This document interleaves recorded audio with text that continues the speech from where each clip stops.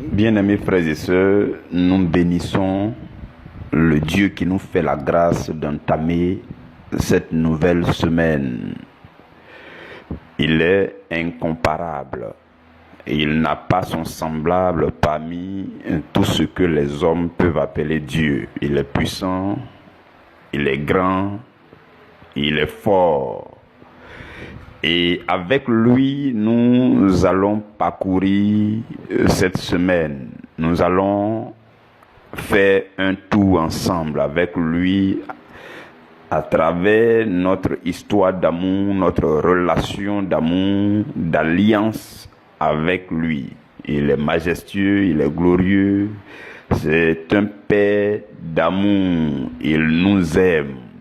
Et en cette semaine, par sa grande fidélité, par sa puissance et par sa force, il veut encore marcher avec toi.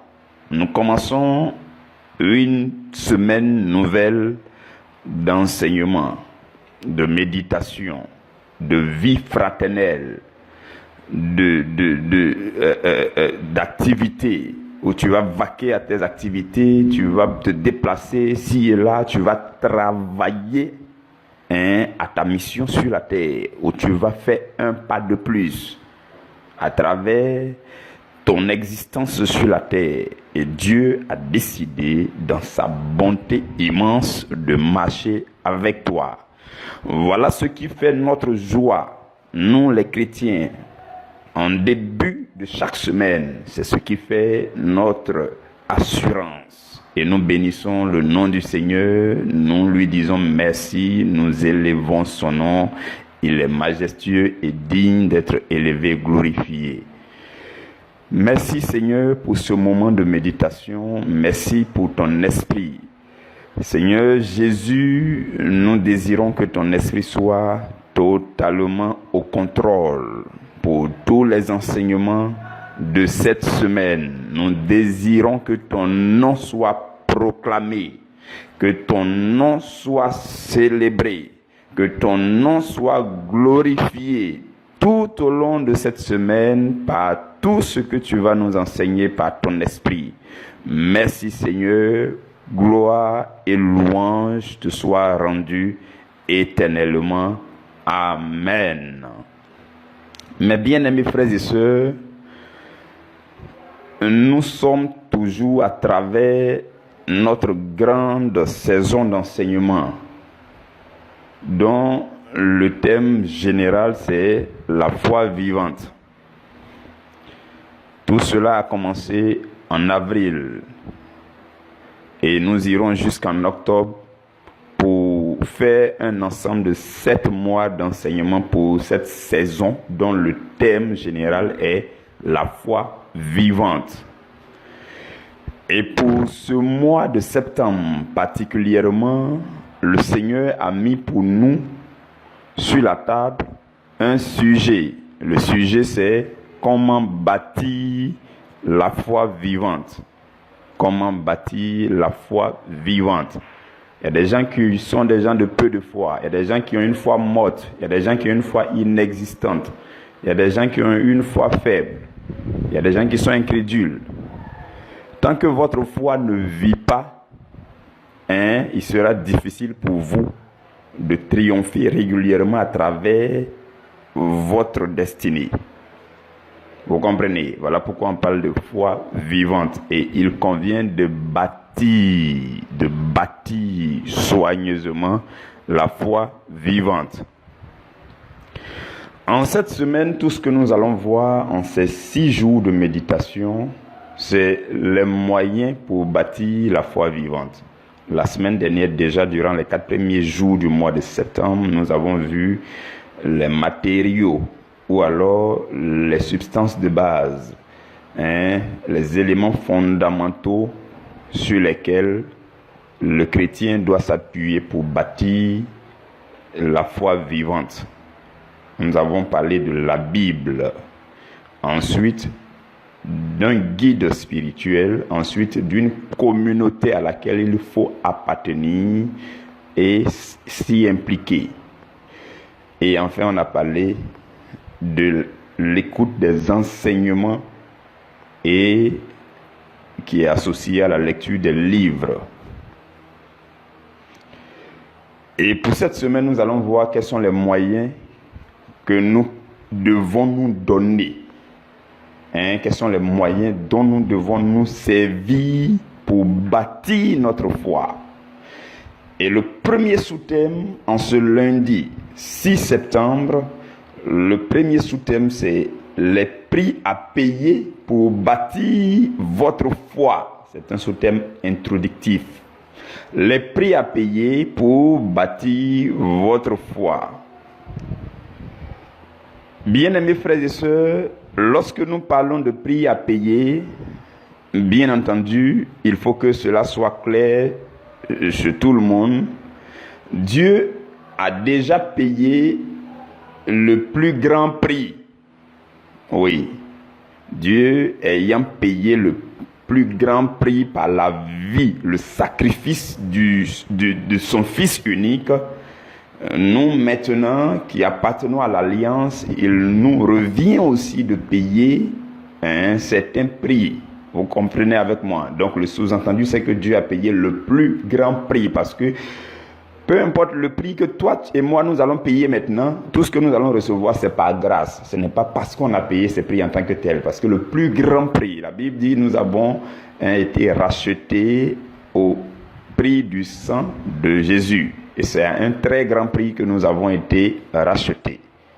On est clair sur ce fait dès le départ. Et ce qui va se passer, en fait, ou alors ce qui s'est passé, c'est que Jésus a payé le prix de son sang pour nous introduire dans la nouvelle alliance avec Dieu. Et désormais, toutes les promesses de l'Ancien Testament et du Nouveau Testament sont disponibles et accessibles dans la parole de Dieu, qu'on appelle encore la Bible. Donc Jésus a payé le prix pour que la Bible soit à ta disposition comme matériau de base, élément fondamental. Et Jésus a encore payé le prix pour bâtir son Église à laquelle nous appartenons. Et il a établi des conducteurs et des guides spirituels au sein des communautés chrétiennes, afin de nous guider dans notre marche dans la foi. Éphésiens 4, verset 11 dit, et il a donné les uns comme apôtres, les autres comme prophètes, les autres comme évangélistes, les autres comme pasteurs, docteurs. Vous comprenez? Donc, d'une église à une autre, vous trouverez forcément quelqu'un qui peut vous aider dans votre marche dans la foi. Jésus ayant payé le prix pour bâtir son église et pour disposer toutes choses dans les communautés pour vous et pour moi. Jésus a encore payé le prix pour que le Saint-Esprit vienne.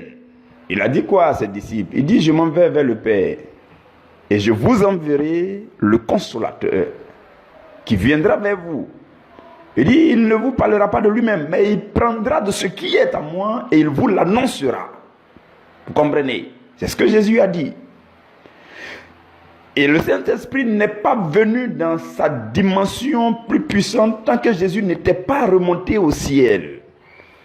Mais depuis que Jésus va monter au ciel, la Bible dit qu'il a reçu du Père l'Esprit qui a été promis et il a répandu. Et Pierre dit aux Israélites, il dit, comme vous voyez et vous entendez. Vous comprenez? Donc le Saint-Esprit est à l'œuvre. Et le Saint-Esprit accomplit son ministère dans les communautés.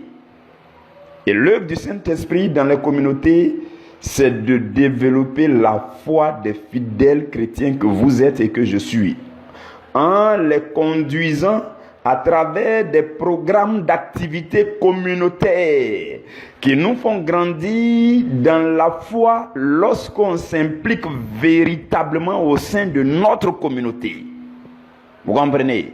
Voici ce que Jésus a fait pour vous. Donc Jésus a payé le prix, frères et sœurs, pour mettre à notre disposition les matériaux de base dont nous devons nous en servir pour bâtir notre foi. Dieu ne viendra pas bâtir ta foi à ta place. Je suis désolé de te le faire savoir, mais Dieu ne viendra pas bâtir ta foi à ta place. Mais il met le nécessaire à ta disposition. Et c'est à toi de bâtir ta foi. Vous comprenez? Et pour y parvenir, nous devons aussi payer un prix. Personne ne remporte de prix sans payer le prix. Parce que sur la route de la terre promise, il y a la mer Rouge qui pourrait se dresser devant toi. Il te faut la foi pour que la puissance de Dieu soit relâchée en ta faveur. Et même dans ta terre promise, il peut y avoir des géants, des Goliaths, des fils d'Amalek, des fils de, des fils d'Amak, des Goliaths. Donc il te faut une foi audacieuse pour les terrasser, comme le petit David. Et Jésus dit, il te sera fait selon ta foi, et non selon la foi de ton voisin, de ta voisine. Vous comprenez? Il te sera fait, il te sera accompli selon ta foi.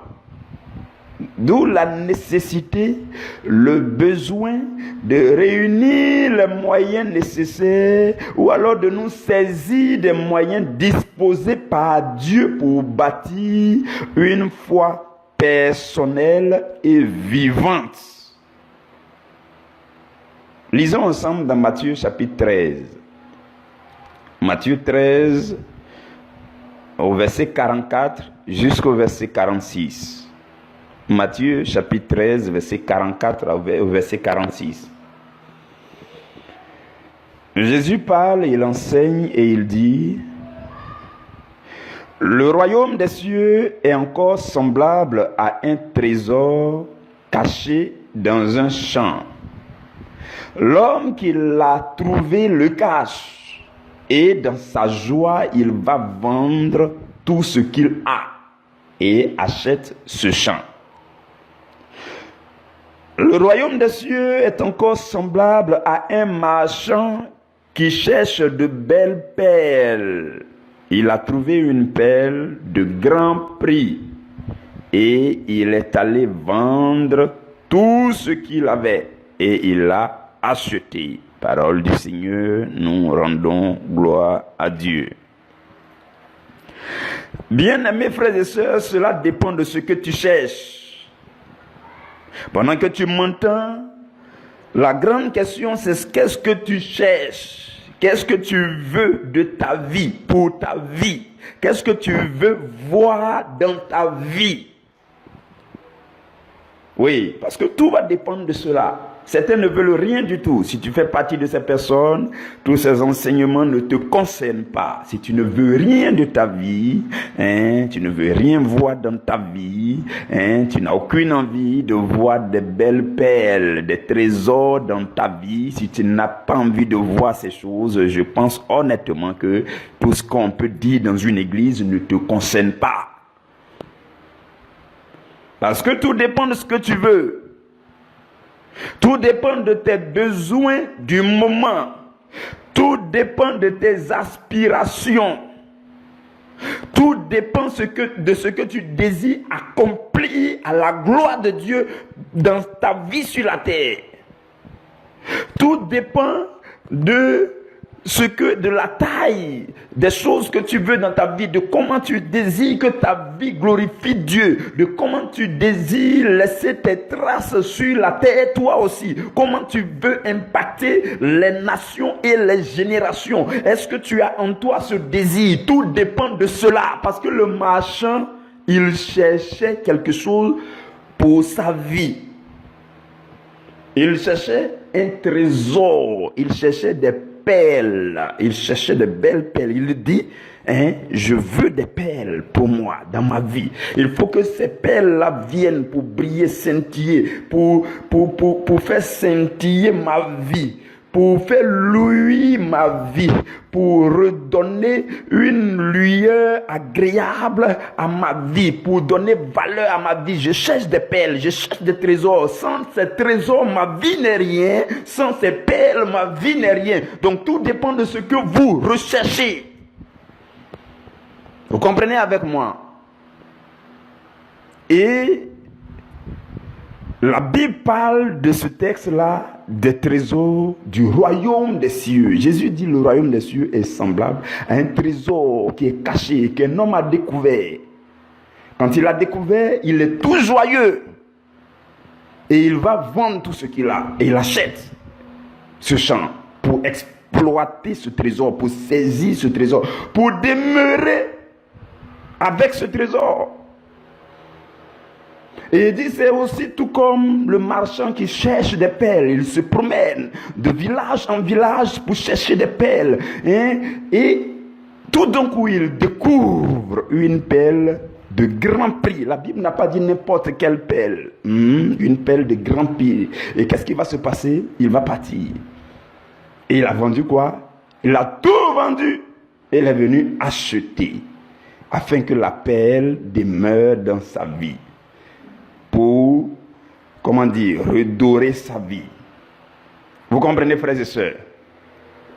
Les trésors du royaume s'acquièrent au prix de votre foi. Laissez-moi vous le dire encore, s'il vous plaît. Les trésors du royaume des cieux s'acquièrent au prix de votre foi. Et votre foi s'acquiert au prix de tout ce que vous pouvez sacrifier pour la bâtir. Les perles de grand prix ne s'achètent pas à un prix faible. Les perles de grand prix ne s'achètent qu'à un grand prix. C'est comme ça le nom, perles de grand prix. On n'a pas dit perles tout court, perles de grand prix. Les perles de grand prix ne se possèdent qu'à un grand prix. Donc, la question pour toi, c'est de savoir, est-ce que tu as remarqué qu'il y a des trésors cachés dans la Bible? Est-ce que tu l'as remarqué? Est-ce qu'au fond de toi, ton âme reconnaît que dans la Bible, il pourrait s'y trouver des trésors pour ton avenir, des trésors pour ton existence, des trésors pour ta destinée? C'est ça la question pour toi et pour ton avenir, pour ton existence. As-tu remarqué qu'il y a des trésors cachés dans ta Bible? Est-ce que par hasard tu aurais compris que Dieu a disposé des trésors en cet homme de Dieu, cette femme de Dieu, ce guide spirituel? Est-ce que par hasard tu aurais compris que Dieu a mis en lui des trésors pour toi? Oui. Si tu ne le sais pas, tu ne chercheras pas ce trésor. Donc c'est ça la question. Est-ce que tu as remarqué des trésors cachés dans la Bible pour ta vie? Est-ce que dans cet homme de Dieu, cette femme de Dieu, que Dieu te fait remarquer, est-ce que par hasard tu reconnais que Dieu a disposé des trésors en lui pour toi? Voici les premières questions avec lesquelles il faut méditer, pour mieux mettre en pratique ce que nous allons faire cette semaine, ce que nous allons enseigner cette semaine. Ou alors, ressens-tu, ou alors soupçonnes-tu, ou alors parviens-tu à te rendre compte que dans cette communauté, dans cette église, dans ce ministère, dans cette assemblée, au sein de cette vision, est-ce que tu es parvenu à te rendre compte que Dieu y a caché des perles, des belles perles pour toi? Est-ce que tu remarques cela dans cette communauté, dans cette église-là, ce ministère-là, dans cette vision-là? Est-ce que tu remarques As-tu eu l'œil qu'il faut pour voir, pour remarquer que Dieu a mis là-bas des belles perles? Est-ce que tu as remarqué que c'est un champ dans lequel Dieu a caché un trésor pour toi? La Bible dit, l'homme qu'il a trouvé dans sa joie, il va vendre tout ce qu'il a et achète ce champ.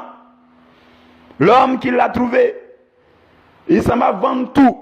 Et le champ lui appartient désormais. En d'autres termes, comme le champ est plus grand physiquement, donc lui-même, il appartient dans le champ. Mais, pour qu'il rentre dans le champ, pour que le champ lui appartienne, c'est vrai, on dit ta maison, c'est ta maison, mais en réalité, c'est toi qui es dans la maison. Parce que la maison est plus grande que toi. Le terrain, c'est ton terrain, mais quand tu vas sur le terrain, le terrain t'engloutit. Donc, finalement, physiquement, spatialement, c'est toi qui appartiens dans le terrain. On va dire que ça comme ça pour comprendre. As-tu remarqué que ce champ-là, Dieu l'a disposé, il a mis des trésors. Mais la Bible dit, il faut vendre. Le gars, il est parti tout vendre. Le marchand, l'homme qu'il a trouvé, il est parti tout vendre. Il est venu, le champ lui appartient. Désormais, il peut vivre dans le champ. Il peut s'implanter dans le champ. Il peut s'impliquer dans le service. Il peut s'impliquer dans les activités. Il peut suivre le programme communautaire. Il peut suivre toutes choses dans cette communauté. Parce que il a tout vendu. Il s'est donné les moyens pour appartenir à ce champ, dans ce champ, pour faire partie de ce champ. Vous suivez mon langage? Vous comprenez, frères et sœurs? C'est ça, les grandes questions que nous devons méditer tout au long de cette semaine. Et quelqu'un va me dire, mais on demande de vendre. Concrètement, qu'est-ce que je dois vendre? Concrètement, quel sacrifice dois-je faire? Oui, la question est derrière l'esprit de quelqu'un, tout à l'heure même pendant qu'on parlait. Parce que le monsieur est parti tout vendre. Donc la question que tu te poses, mais qu'est-ce qu'il a vendu? Et que moi aussi je dois vendre. Dès lors que je vois en cette communauté un endroit où se trouvent des perles, des trésors pour moi. Dès lors qu'en cet homme de Dieu, en cette femme de Dieu que je commence à admirer, se trouvent des trésors pour ma vie, des choses qu'il doit m'enseigner. Il faut que je sois à son école, il faut que je sois son élève, il faut que je sois disciple de Christ à ses côtés. Il faut que je saisisse tout ce que Dieu a disposé pour moi. Mais l'homme là, qu'est-ce qu'il a vendu? Celui qui a trouvé les belles perles, qu'est-ce qu'il a vendu? On dit il a tout vendu. Peut-être au temps de Jésus, ce qu'il a vendu n'est pas la même chose que moi aujourd'hui je dois vendre. Et la question est là.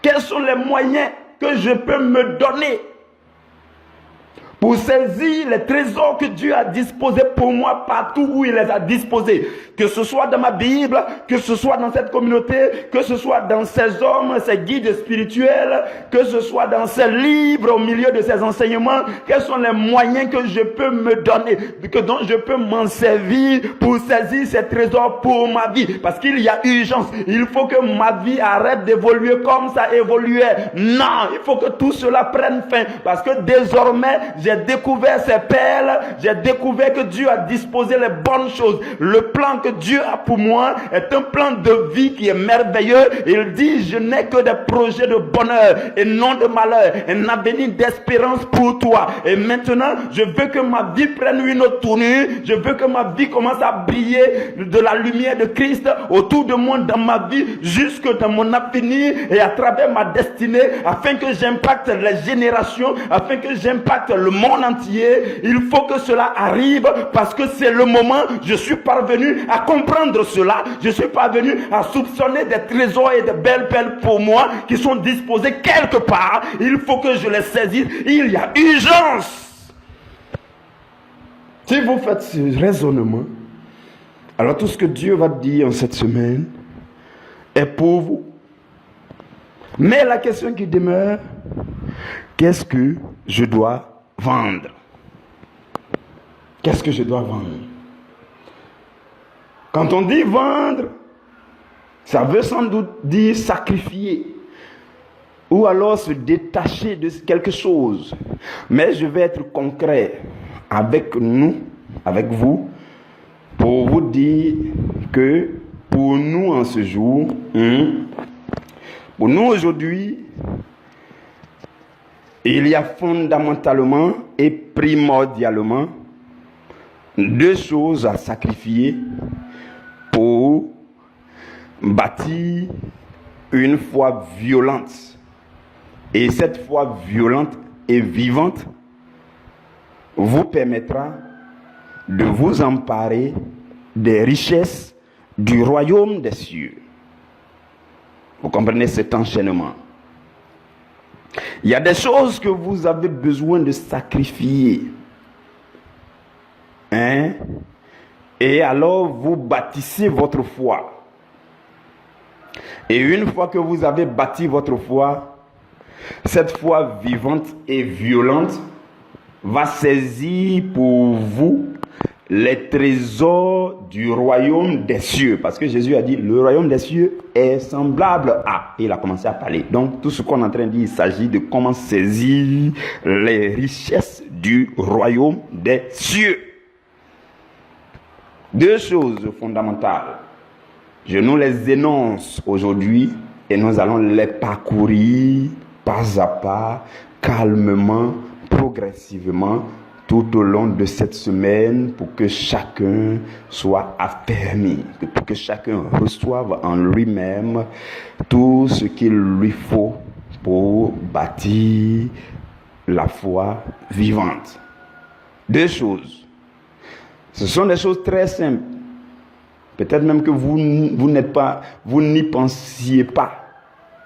La première chose, c'est le temps que je dois consacrer à mon Dieu. C'est une affaire individuelle.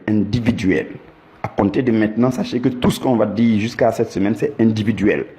Toi et ton Dieu. Vous verrez que dans les thèmes, c'est écrit votre Dieu, à ton Dieu, à mon Dieu. Régulièrement, on va dire à ton Dieu, à ton Dieu. Le temps que je dois consacrer à mon Dieu.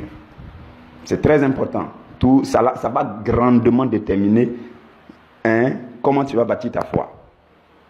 Donc le temps à consacrer à mon Dieu, le temps à accorder à mon Dieu, le temps à louer pour mon Dieu, le temps à mettre à part pour que je sois en communion avec mon Dieu. Le temps en termes de grandeur, le temps en termes de quelque chose que je définis fermement et rigoureusement avec moi-même. Je définis ce temps. Le temps à travers lequel je dois vivre plus intimement et plus profondément ma relation personnelle avec Dieu, c'est ce temps-là. C'est très important. Première chose, c'est ce temps que je dois consacrer. En d'autres termes, que je dois sacrifier. Ou alors que je dois allouer. Ou alors que je dois mettre à part. Ou alors, ce temps-là, je dois le détacher. Cette portion de temps, je dois le détacher de tout mon temps, toutes mes autres occupations, tout ce que j'ai à faire. Je mets à part ce temps pour mon Dieu. Voici la première chose. Le temps à mettre à part pour Dieu. Et la deuxième chose, c'est ma disponibilité effective durant ce temps. Les deux vont ensemble. Vous voyez que c'est intéressant, Les deux vont ensemble. Une chose est de mettre du temps à part et une autre chose est de valoriser ce temps. Donc, je mets du temps à part. Maintenant, il faut que je sois effectivement disponible durant ce temps. C'est ça la véritable violence du chrétien. Matthieu 11, verset 12. Jésus dit, depuis le temps de Jean-Baptiste jusqu'à présent, le royaume des cieux est forcé.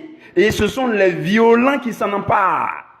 Et Luc va le dire d'une autre manière. Dans Luc chapitre 16 au verset 16. Il dit, la loi et les prophètes ont subsisté jusqu'à Jean. Depuis lors, le royaume de Dieu est annoncé. Et chacun use de violence pour y entrer. Donc, la violence dans la foi. Une foi bien bâtie et efficace et violente, c'est cette foi-là qui va vous faire posséder les richesses du royaume. Vous comprenez? Nous allons rendre grâce à Dieu pour ce sous-thème introductif et nous allons mieux nous disposer pour les enseignements de cette semaine, le reste des enseignements. Notre rendez-vous prochain, c'est demain à la 1re heure.